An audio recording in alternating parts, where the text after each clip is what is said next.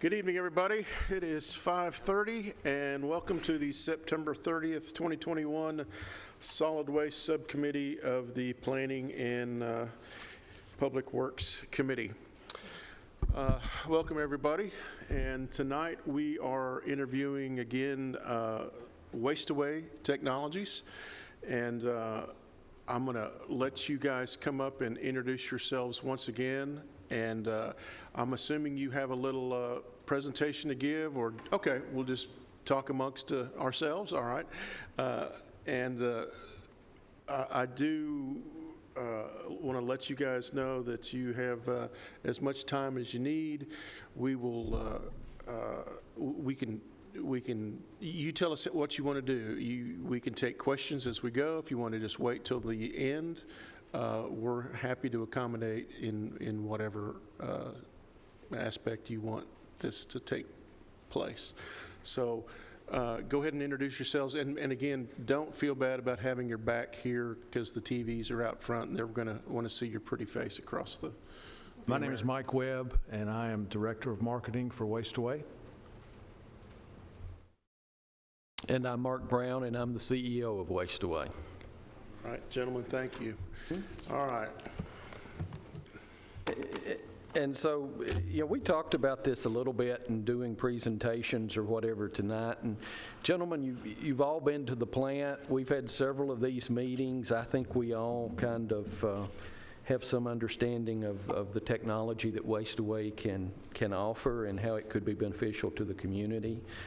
I've got a list of questions, and I'm not sure if these were sent to us or maybe some of my staff watched the meeting where you came up with a list of questions. So, you know, just for expediency's sake, would it be appropriate for me just to, Sure, Mark. to answer those questions? Yeah. And then they may bring up additional questions, but That sounds fun. you know, First, I do want to thank you for having us back and for your continued interest and the continued work you're doing, trying to find the best solution for the community. I know it's not an easy task, and but there were some specific questions that I got from somewhere. And, so let's go through those if you would like. And stop me at any time. This is informal, at least as far as I'm concerned, so, you know, stop me and ask more questions if you'd like to. But one of the questions was, why did you stop making park benches, blocks, fencing, et cetera, which we lump under building products? And I think I've told some of you this story before, but when I became CEO of Waste Away, one of the first things I did, I met with Battelle, which is one of our larger shareholders, or one of our more technical shareholders, I guess, and then I met with some of our largest shareholders and explained to them that we're going in 100 different directions in this company, and we need to focus. We need to pick one or two products and go and build some plants and generate some sales. And ask them, as we work together, what should that first product be? And unanimously, they said fuel products. And so for the past decade almost, I've been very focused on getting fuel products to a marketable state for Waste Away. And we've had tremendous success in that. And I've always said, once we get fuel products off and running, we'll turn back to building products and see what we can do with those items. And I'm happy to say, you know, that time is now. We've got some projects that are about to kick off, so I've kind of crossed that milestone with the fuel products. And so even in the past week, we were meeting with one of the largest building products distributor and manufacturer in the nation to talk about how they could use our products or our material as a feedstock in their products. And we have meetings coming up in the next couple of weeks with, I don't know, are they like number 3 or number 4, I think, but another one of the very large building products manufacturers. So those, we kind of reached the point that we're turning back to building products. That's not going to be something that's going to happen overnight. We're going to be working with well-funded and large partners in that, but it will take a little while to perfect those products. But that's why we're not currently making park benches. But certainly we'll be moving back to that now that we've got some of the fuel projects ready to move forward. Second question that I had was the plant in Aruba. Why was it shuttered and why has it been out of operation? And, it's really fairly simple. The government changed parties. The new group looked at the situation and said, the easiest, cheapest thing for us to do is quit operating a plant and go back to using a dump. And so they've...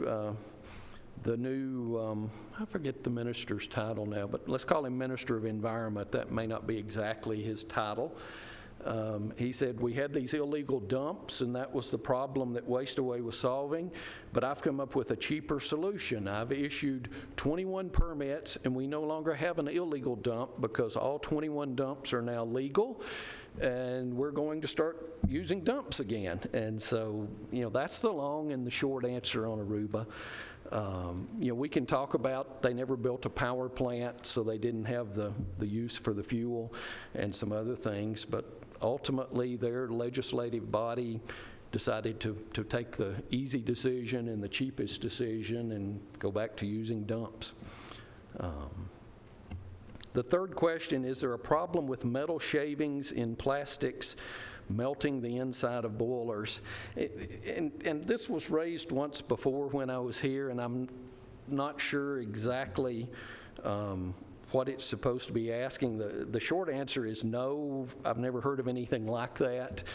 So I'm not real sure where that came from. No, there are no problems with metal shavings and using our fuel in boilers.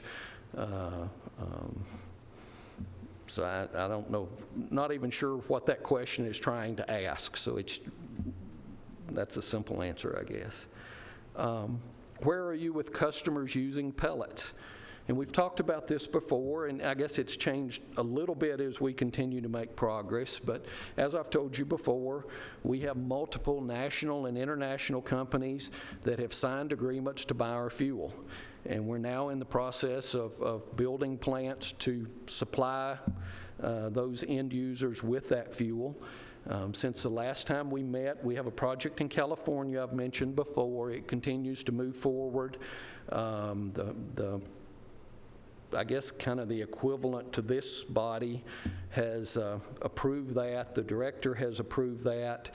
And the next step, we're waiting for a vote. There's actually a rate increase or a rate change, really, not necessarily an increase, that will be necessary for that project. And so it's set for a vote later, I started to say this month, but I guess in October.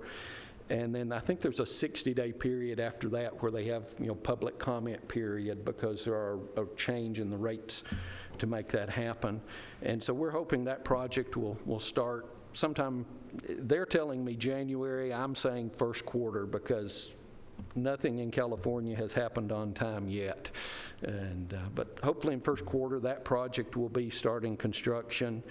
Probably the next plant right behind that will be one in British Columbia that we already have a signed purchase order on.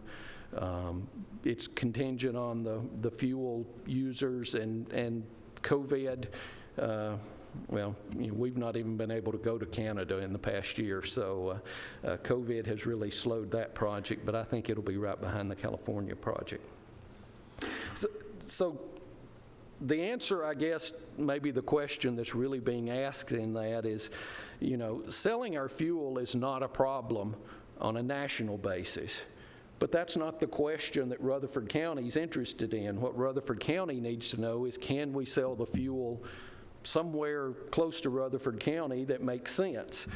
And and that's something we've talked about, how we could determine that. And I'm sure most of you or all of you know by now that the city of Murfreesboro has contracted with Griggs and Maloney, and we are working with them to answer that question. And we're well into that study now and making good progress. And by the end of that study, we will come out with the number showing them, here are A, B, C places that the fuel can be used. Here are prices that the fuel can be sold at. And hopefully here are customers, willing to sign long-term purchase agreements for that fuel. Whether that be an existing fuel user or whether that's a power project with a new small power plant. Along those lines, we have meetings coming up, I guess, in a week and a half with TVA to talk to them about their interest in using the fuel possibly at some of their existing facilities. We've already had meetings with MTE talking about the logistics of building a small power plant and selling green power in this community. And so all of those conversations are continuing. But by the end of that study, which hopefully will happen in weeks, not months, we will have an answer to where can the fuel be sold and what kind of price can we get for it. The next question, why is Warren County not using the system for waste management? And quite frankly, Warren County wishes they could use the system for waste management. It's a small plant. It does not produce enough fuel or enough product to be sold to a fuel user because there's just not enough material there to be worth their time. So we have used product for testing, as you know. And then for many years, we made a soil amendment product that was used there in Warren County. And ultimately, we can't make money making soil amendment, or as I like to say, making dirt. It's not a very profitable business. So, with very low tip fees here in Middle Tennessee, it's difficult to make compost products profitable. If the county operates the facility, who gets the tipping fee? I bet I can guess who asked that one. I've heard it before, but the county gets the tipping fee if the county owns and operates the facility. Do you have a signed agreement with TVA? I guess I've already answered that. The next meeting is scheduled for the 19th, and as we continue to work with them. And since you're located in the nursery capital of the world, why is your product not used there? And as I've already said, we can't make money producing soil amendments at the low tipping fees we have in Warren County. In fact, there was a newspaper article in the past month in Warren County. We had increased some material we needed for testing purposes, and the solid waste director is on record in the paper saying, he wishes we'd take all their waste. So it's not a county decision, it's just an economic decision for Waste Away that small plant doesn't have a contract for an end use that would make it profitable for us to operate it in any more volume than we currently are. So I guess with that, gentlemen, that's the 8 questions I saw, and those are concise answers to them. But I'm happy I'm here. Happy to answer any other questions you may have. I'll open it to the floor.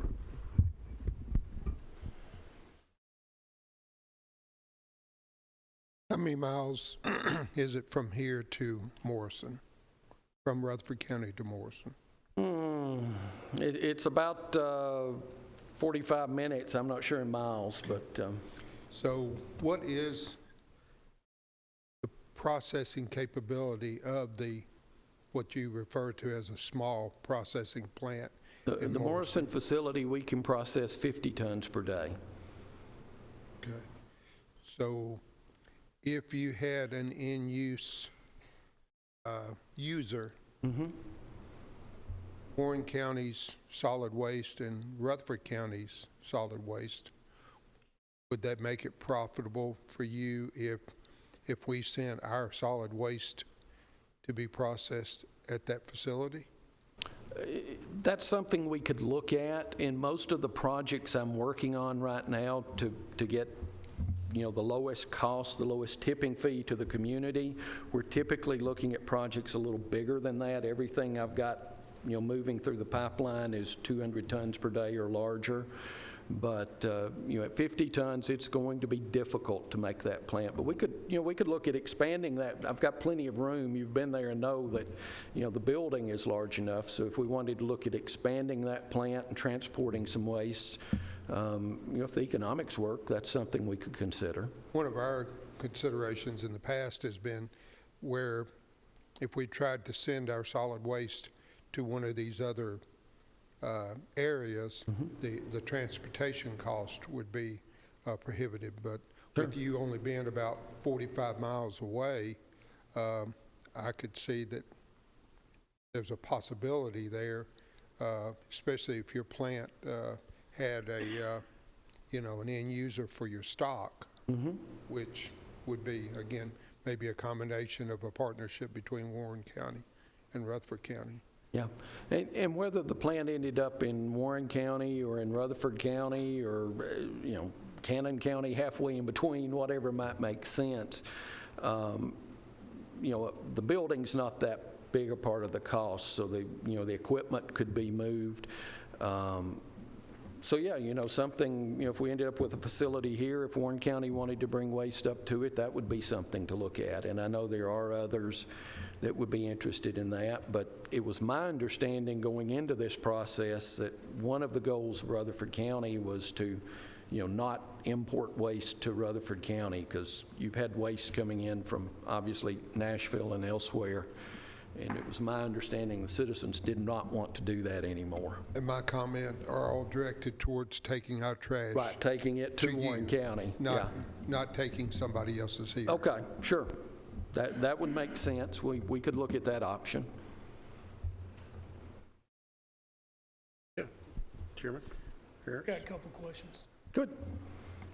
The studies that you do that cost $50,000, how many of those have you done? This is the third one we're working on right now. And have you made a deal on any of those?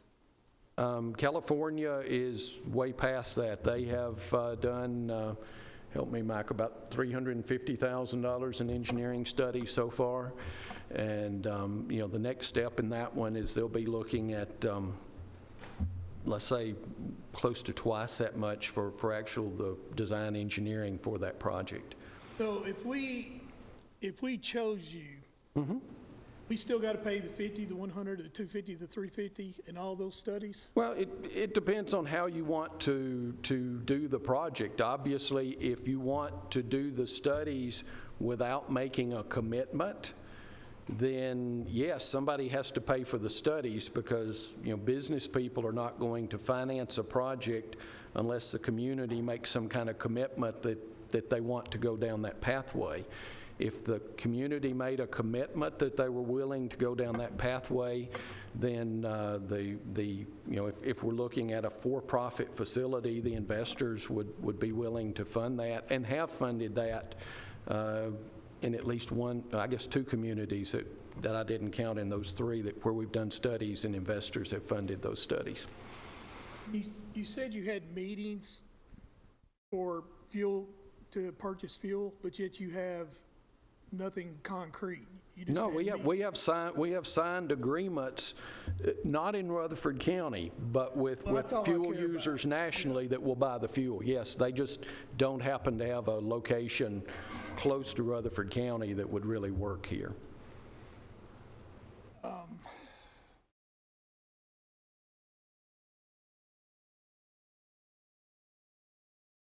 So you are currently doing a study for the city of Murfreesboro, Griggs and Maloney is doing the study, and we are supporting them in that, yes. but is the money going to you or Griggs? It goes to Griggs. Griggs? Yeah, we are being paid for the assistance we're giving them, but the city is paying Griggs to do the study. And then we're a subcontractor to Griggs in helping them with the work they're doing. Okay.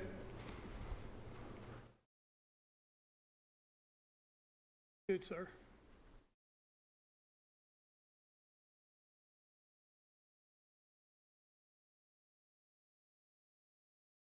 I had a question. The pellets that y'all are talking about, I guess more or less, and I was coughing, so I was putting this on to protect everybody else, but it's sinus. I got tested. Anyway, the fuel pellets, I guess, in California, so you've got buyers there wanting pellets because once they get started, they're going The county and the fuel users have already entered into contracts between the parties to buy the fuel and to produce the fuel. So yes, you sell them by the ton? Is that the compressed pellets? They're using the loose material. The end user doesn't need the pellets. Oh, okay. So it's in what we would call a fluff form. Fluff, yeah, we've seen because that. that saves a little bit of money, and so that's what they will be using. And they'll burn that fluff? Yes, it'll be replacing coal, so it'll be reducing the carbon footprint by reducing the amount of coal that the end user needs They're selling that by the ton? by the ton. What is it bringing by the ton there? Pardon? 40? Yeah, it's high 30s. I'm not sure it's quite 40, but around, let's say $35 would be real close. $35 a ton? If we were to do it here in Middle Tennessee, per se, with the humidity and all that sort of stuff, does the fluff or the pellets need to be, I mean, can you store it outside and then use it and burn it? Or is it rain and humidity and all that stuff, break it down to where it's not able to burn, you know, or you got a lifespan on it or whatever? It's TVA, they would have to cover it, shelter it, whatever. I don't know. I'm just, you know what I'm saying there? Right. Would we have to keep it dry until we sold it, and then does the end user then have to keep it dry until they burn it, you know? If it's in a fluff format, absolutely, you would want to keep it dry because it will absorb moisture in a fluff format. Yeah. The pellets, they can be left outside, but not for, not for years like you can coal, because the pellets, as they freeze and thaw, the water doesn't cause any real problems, but the freeze and thaw cycle will break the pellets apart. So you don't want to store them outside for long periods of time with the pellets. And the fluff would definitely have to be covered. It doesn't have to, be completely enclosed, but, a Quonset hut or something to keep the water off the top of it. Sure. Mr. Chairman, Yes, sir. how long does it take the fluff to turn into dirt? If you keep it dry, we have stored some for 5 years inside a building, and it does not change. It doesn't off gas. I'm going in a different direction. Okay. We have, we have a lot of property that has been basically, the topsoil has been raked off. I don't know how many acres that would be, but if this fluff was returned to that scarred land, how long would it take that fluff to actually turn back into soil? Well, if you're using, technically it's a soil amendment is what it's called. So if you plow it in with the dirt, you could use it immediately. So it couldn't compost itself and be topsoil just by itself? Probably not just topsoil by itself. It would probably need to be plowed in is the only way we've used it to date. I've not really tried to, it is a compost product, which technically is slightly different than topsoil. Okay.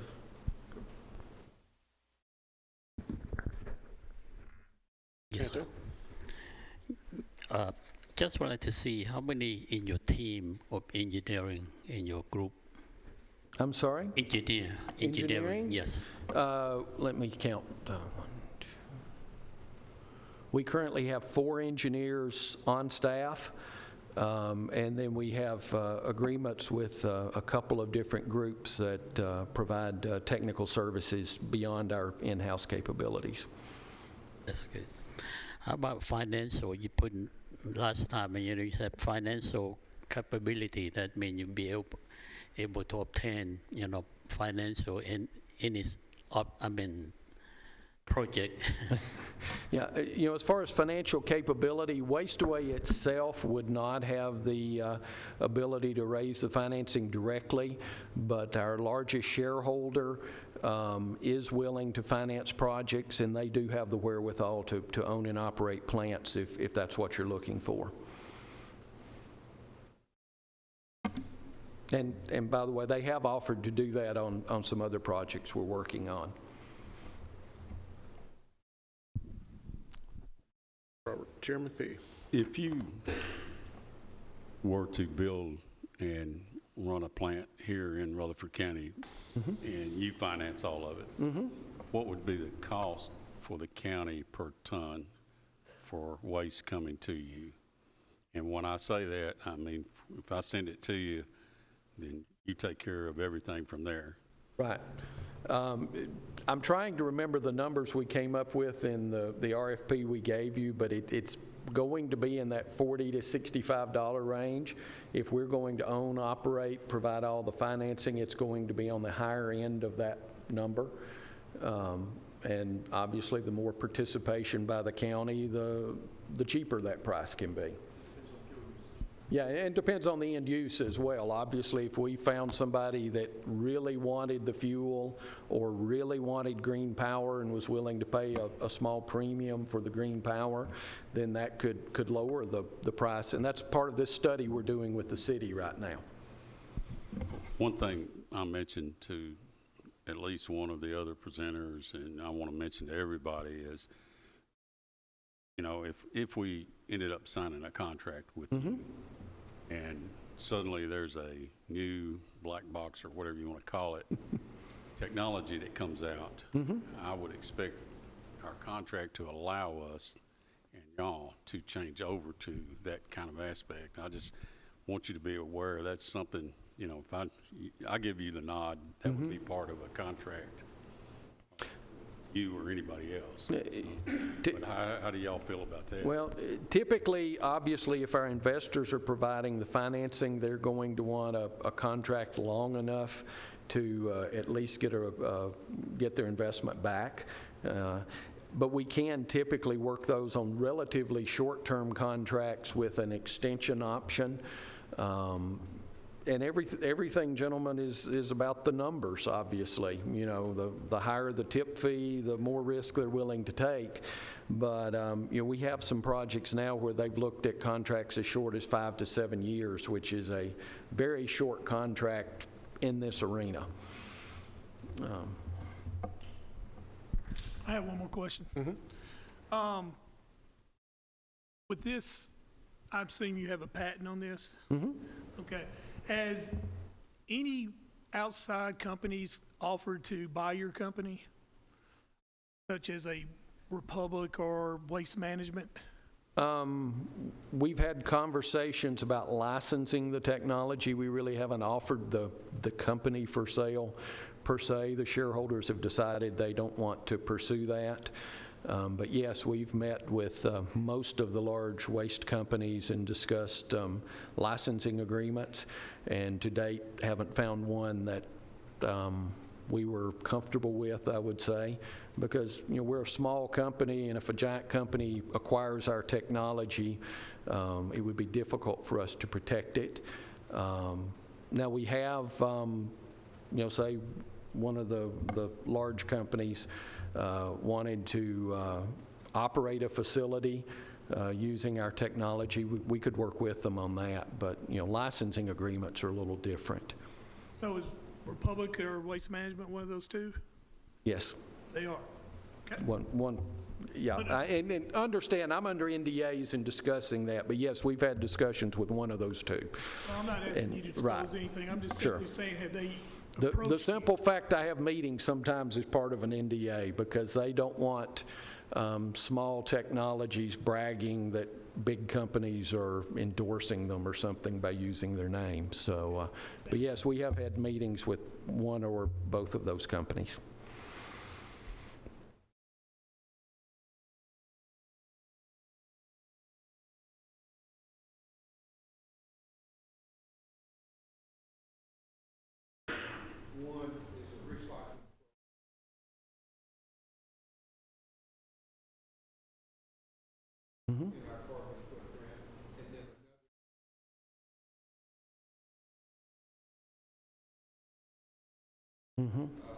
What does that look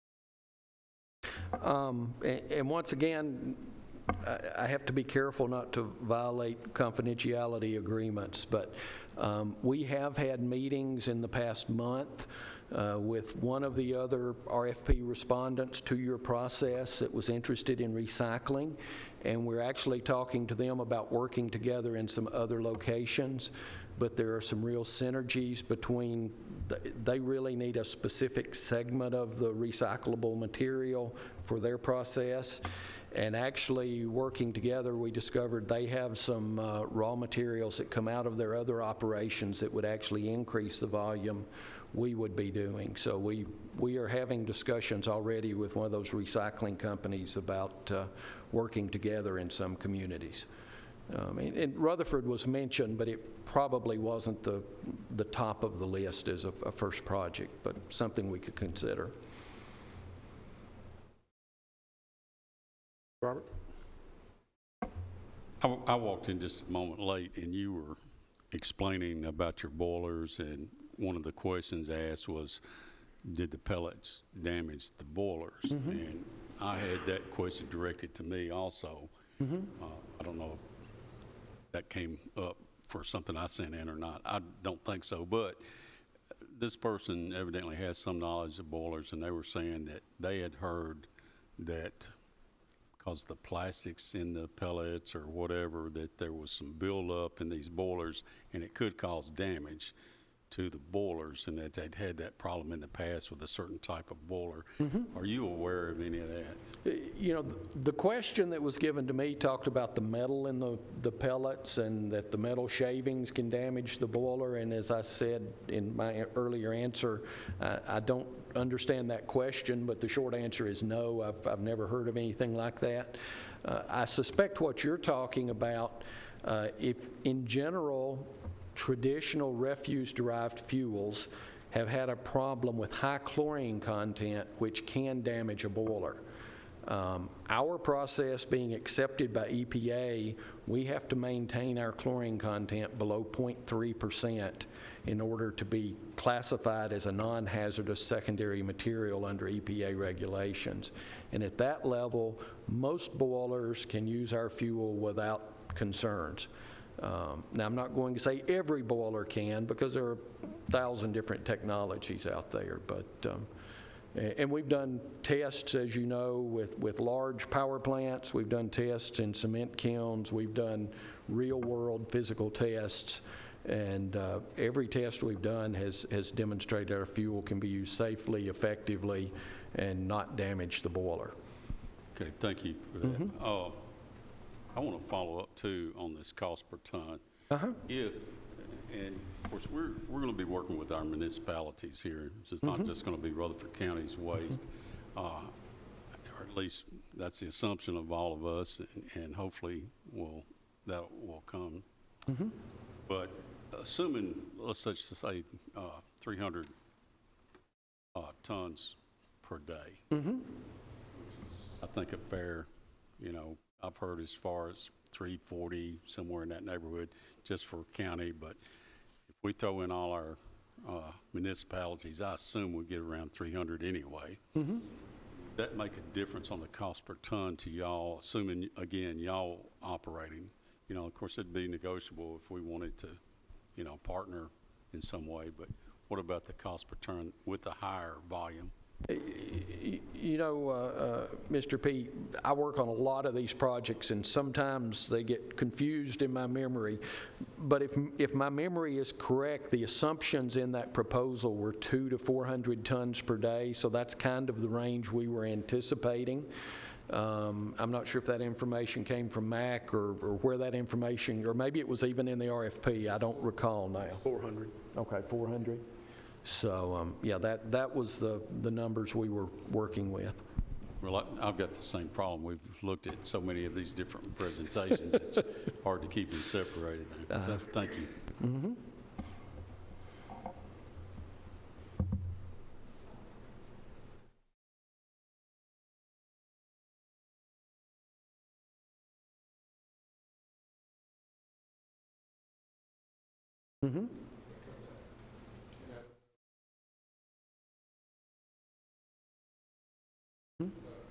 What does it cost?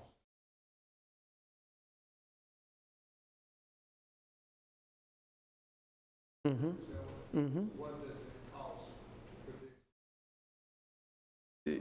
If you're just talking raw operating costs, and this varies across the country because energy and labor and everything varies, but you're going to be looking something around $35 a ton operating cost.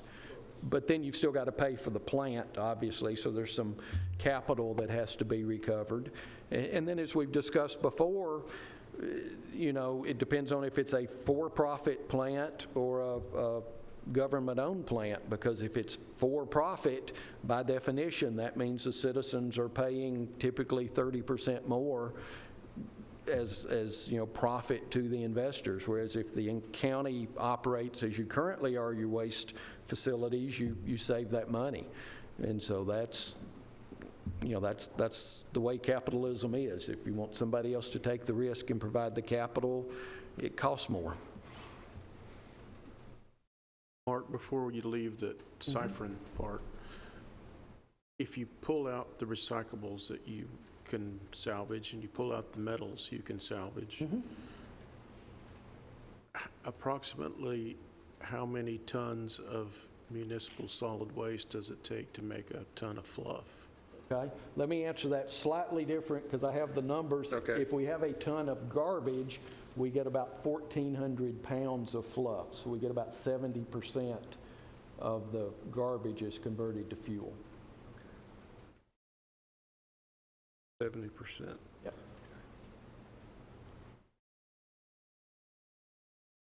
All right. Commissioner Piercy? That was my question, but is there more tons of garbage in a ton of pellets versus a ton of fluff? No, a ton of fluff or a ton of pellets are the same mass. One will be smaller than the other because when we make the pellets, we compress them, obviously. But the amount of garbage required for a ton of pellets or a ton of fluff would be the same.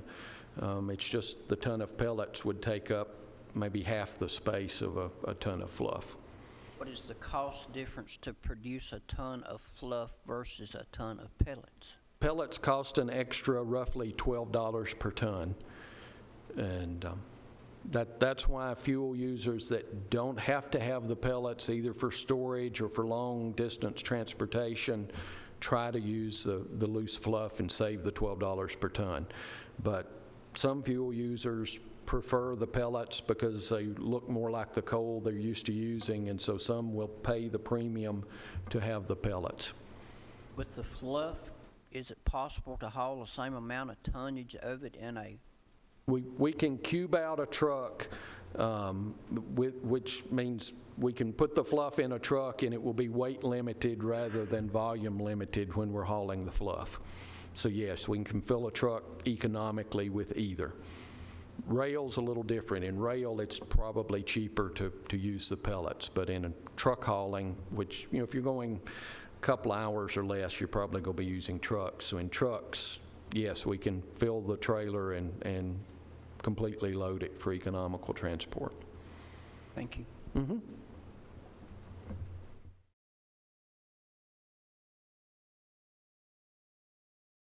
All right, I got a question. Okay. By any chance, did you watch when the MBL group presented to us a month or so ago? They have the similar, it sounds like they had the similar fluff and pellet technology. Okay, I did not. I don't All right, know if well, Mike had a chance. it doesn't matter if you did. Okay. Doesn't matter if you did or didn't. Here's what my takeaway was with that group. Again, it was a similar, I know yours is copyrighted, but it sounded like a similar process. They had it sounded like they had a fluff and they also had a pellet. And they use it for the same thing, for energy, for fuel. They basically, at the end of the day, said, look, you guys quit worrying about whether we have a source, a buyer. That's our problem. We'll I can't remember if it's $50 million or $80 million. We'll put up the money. You guys don't worry about it. That's our problem. So what is the waste away? What is our local friends' response to somebody like that come in and saying, hey man, we'll worry about finding a buyer? Well, I mean, you guys have found some in California, perhaps, and maybe British Columbia, but you don't want to be trucking that from Rutherford County to California. Right. So Give me your take on a comment like that.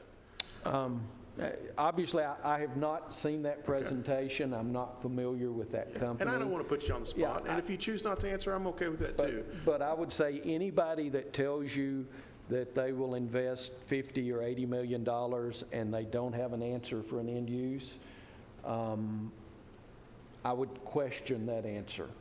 A lot of people will say that, and they may lead you down the road for a year or two, which is very common in some of these projects, but the chances of them actually putting that money up, well, I can assure you they will not put that money up until they find an answer to that question. So, I mean, nobody's going to put that kind of money up without an answer.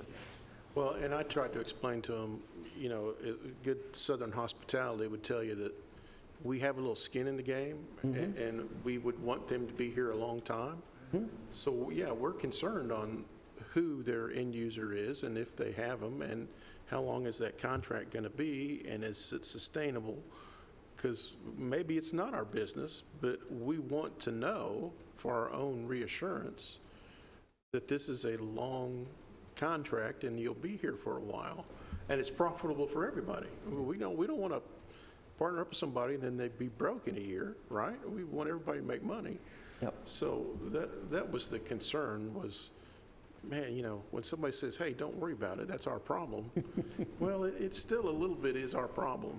It's, you know, I can tell you, and you didn't get an incredibly large response. I guess I'm supposed to turn around this way, I'm sorry. Thanks, Mark. You didn't get an incredibly large response to your RFP compared to what I've seen in some other communities. In California and Florida and some areas that have higher tip fees, I've seen 30 and 40 respondents to an RFP, somewhat similar to yours, and that's the first thing they have to do is go through and figure out that, you know, a high percentage are what I would call smoke and mirrors. There are lots of promises, but there's no validity behind a lot of the promises. And so that's the first step is you have to go through and I mean, you can find people that'll promise you everything. They'll promise you they can make liquid fuels. They can promise you they're going to fly planes with their fuel. And then you ask them, you know, have you done it? Where have you done it? Show me some contracts for somebody that'll buy the fuel.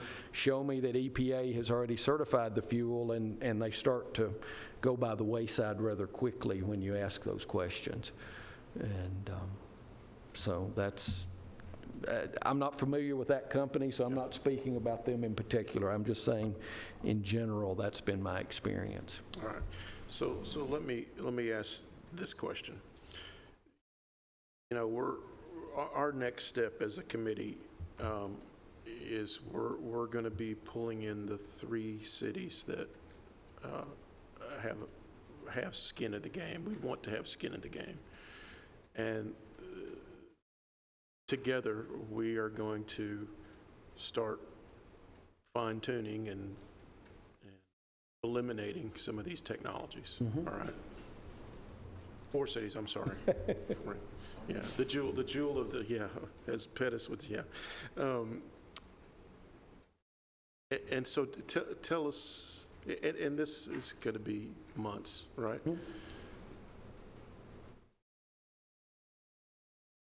Knowing what's going on with, not me knowing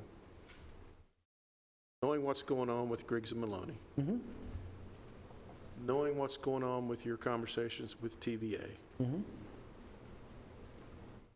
Tell us why we need to ask you back 6 months from now and have you guys in the finalists, in the final 4, let's say. Okay. Tell us why you need to be back. Well, I think the short answer to that, Chairman Cush, is certainly in less than 6 months that study will be completed, and we will have hard answers that either say, this makes sense in Rutherford County, and here are the numbers that you should consider, Or, as I told Murfreesboro when we entered into this agreement, I will not hesitate if the numbers bear out and say this does not make sense in Rutherford County, we will say so. I'm not going to drag out a project. There are other places we can go and build plants and be successful. So if the numbers don't work in Rutherford County, we will admit that and help you in any way we can to, find other technologies or anything we can do to help in the process. But that, at the end of the day, the project either makes economic sense or it doesn't. And if it does not make economic sense, as I've said before, all three of my kids are taxpayers here in this community. I operate a business that pays taxes in this community. The last thing I would want to do is saddle the taxpayers of this community with a project that doesn't make economic sense. So we will not hesitate to say that if the numbers don't bear out a successful end use. Well, Mark, I appreciate that honest answer. And let me make sure I understood the timeline. Do you, I threw 6 months out there, but do you think in your heart, you and Mike, that 6 months you'll have a better, more clear vision as to how your Murfreesboro report or your potential user report is going to shake out? Our initial agreement was a 90-day window, and that's been extended a little bit because with COVID and with so many people not able to have face-to-face meetings right now, things are taking a little longer than we had anticipated.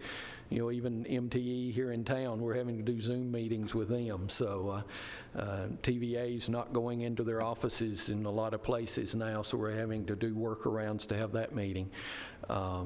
So COVID is, I know everybody uses COVID as an excuse, and so I almost hate to hear this leave my mouth, but COVID is slowing that down, but certainly before the end of this year, we expect to complete that report.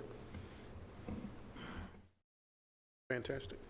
All right, and just some of the basic footprint topics. Remind us, if we wanted to partner, you would like to have how much land for a suitable facility if we were to do one in the county?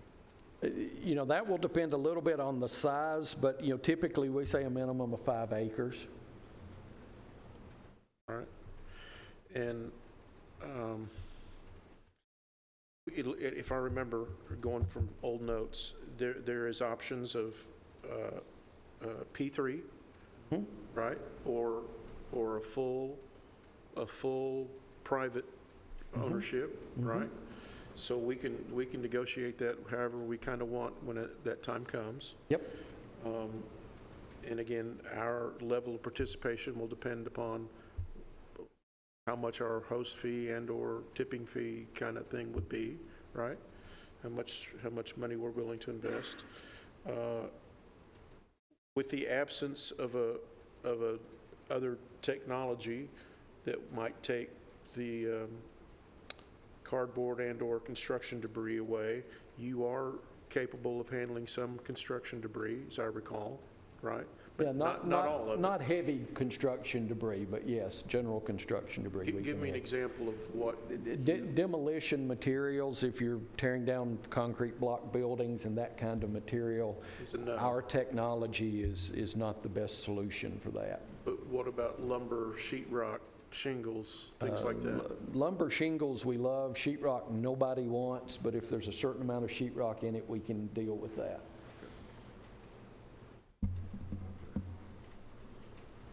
All right.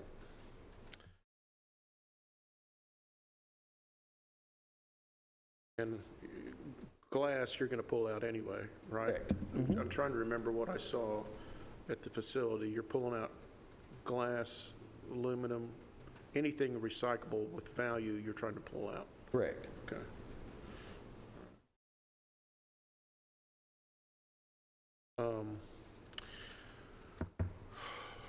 The city of Murfreesboro sends their solid waste sludge to Republic. And some technologies love the sludge, some don't. What is your take on the sludge? We can take up to 3 to 5% of the total incoming volume in the form of sludge. We just have to see how much garbage you have and how much sludge you're dealing with to see how those numbers balance. All right.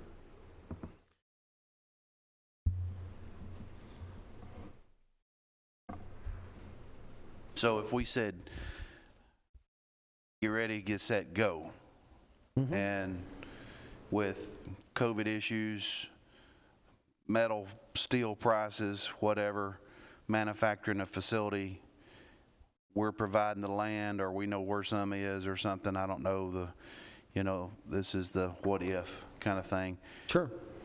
12 months, 18 months, 18, more realistically, 24 months. 24 because Yeah. of the steel issues and all that Well, stuff. steel issues and permit issues, and a little bit of that, when you say go, is exactly where we're making that decision. For example, in California, when they say go, they have been already spending the money to do the permitting and the site work in anticipation of this project. So when they say go, we'll be up and running a little faster because, it's just manufacturing the equipment and erecting the building. If you're saying go at the start of a project and you've still got a permit and you've still got a design, then obviously that takes longer. But traditionally, we've said 2 years all encompassing from a decision to proceed with a project to an operating facility. And if you do some of the permitting and site work ahead of time, you can compress that. Gotcha. Thank you. Mark, in my question, I'm trying to think of TVA footprint and their coal burning operations. And I'm not a very good student of that, but I know in Kentucky they have some. East Tennessee, I believe, they have one or two. Would that, if, as your negotiations with TVA come along and Steve, what if, do the what if game, let's say TVA just says, man, this is the coolest thing since sliced bread. They want a bunch of pellets or fluff. Rutherford County even logistically in a spot to help them, or would you go into Kentucky or going to East Tennessee to put another plant in and talking with other counties? We haven't had that level of discussion as of yet, but obviously if we're playing the what-if game, obviously from Rutherford County's point of view and Waste-Away's point of view, if we're going to do a project here, Gallatin would be the place we would like to see them use that fuel. Now, whether or not that makes sense for them remains to be determined, but that's the closest coal-fired plant that they have that I'm aware of. Okay, all right. I totally forgot about Gallatin. So if Gallatin was a player, have any idea what their need might be? Oh, yeah, it's Like 500 tons a day? Is it 50 tons a day? Is it 12,000 tons a day? that's what they're currently using. One facility. Yeah, their coal usage, I think that's the right number. I'm sure Mike's got it correct. 12,000 tons per day is their current coal usage. So, there's not enough garbage in all of Middle Tennessee to convert that plant to 100% SE3, but we could supplement, 10, 15, 20% of that and give them some incredible carbon reductions to help with global warming and other environmental benefits that they're looking for. But once again, gentlemen, this is all what if. I'm not at this level of I don't want to prejudice my meeting with TVA. No, I understand. Pretty interesting. Yeah. All right, anybody else? Okay. Mayor, do you have any comments? All right. Guys, thank you for making the trip. Sure. Every time we meet, we get a little more information. And timing is obviously important. Sure. It sounds like you're getting closer to a potential solution. And so we'll keep our fingers crossed. All right. So Mark, thank you. And Mike, thank you. We appreciate your time. Well, thank you for continuing to consider our technology, and if you have more questions, call us. We'll be glad to come back for a meeting if we need to, whatever helps. Very good. Thank you. Very good. Thank you. All right. Gentlemen, we have one more technology on October 12th, which is Waste Away. So make sure you have that in your calendar, October 12th. Waste management. All right. Is there any old business before close? Mac, do you have any announcement you'd like to make to the committee? I'd rather it come from you than from me. Good evening. I met with the mayor Monday afternoon and tendered my resignation. My last day will be October the 8th, and I will become the new solid waste director in Williamson County. Met with Mayor Anderson over there, and I liked a lot of the things that they have going on and what he would like to do, and it's just an opportunity that I felt like I couldn't pass up. So I'm looking forward to being able to do that. But I still am going to be a Rutherford County resident and be willing to help in any way I can. Mac, I'm certainly going to miss you. You have been a wealth of information for me and others. I hope you will at least leave us some kind of a guideline and some directions that we can follow to try and get us through this until we can find a replacement. But it has been a pleasure, and I wish you nothing but good things in Williamson County. Very much. So, yeah, thank you. Thank you. All right, gentlemen, we will see you. I guess we'll have a Public Works meeting before our next. Yeah, all right. We'll see you then Tuesday. Meeting adjourned.